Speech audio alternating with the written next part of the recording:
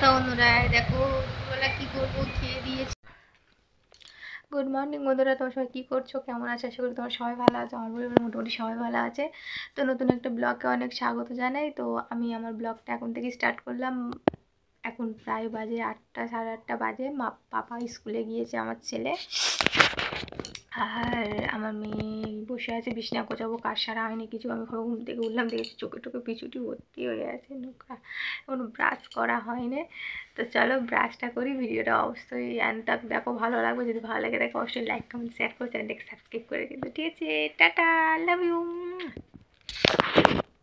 রাতে বসে পড়েছি দরজার কাছে, কাজ সারা হয়ে গিয়েছে। ছেলেমেয়েরা খিচুড়ি খাচ্ছে, ওগুলি খেয়ে নিয়ে খিচুড়িটা নিয়ে এসেছে।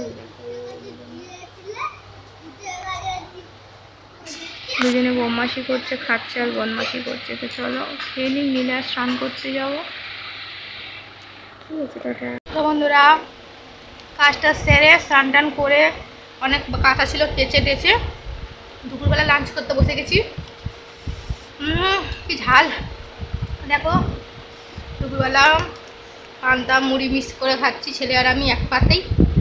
ছেলের গালে দিয়েছি, ছেলে খাচ্ছে আর আমিও খাচ্ছি। কারা কারা এরকম বাচ্চাকে পাতে নিয়ে খাও কমেন্ট করবে, হ্যাঁ? আমার তো খুব ভালো লাগে।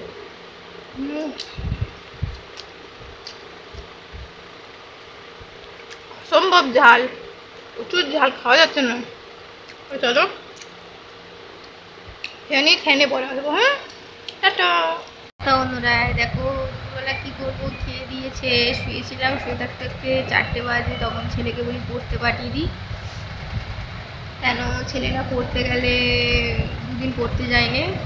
পুজোর কেনাকাটা করতে গিয়েছিলাম। আস্তে আস্তে সব করতে হবে বলো, বাচ্চাদের। আর সব থেকে বড়ো কথা বাচ্চাদের পুজোর জিনিস তো নিতেই হবে। তো কেনাকাটা করতে গেছিলাম, জন্য দুদিন পড়া হয়নি। এই জন্য আজকে পড়তে পারছি। খুব কান্না করছিল, যেতে চাইছিল না, কিন্তু জোর করে পাঠিয়েছি। দেখো না পড়তে গেলে হবে না। এই পুজোর সময় আবার 5-6 দিন ছুটি হবে। আমাদের এখানে লক্ষ্মী পুজো হয়, সেটাও ছুটি হবে। তো এই জন্য বলছি যদি পড়তে চলে যাবো, তো পড়তে পাঠিয়ে দিয়েছি।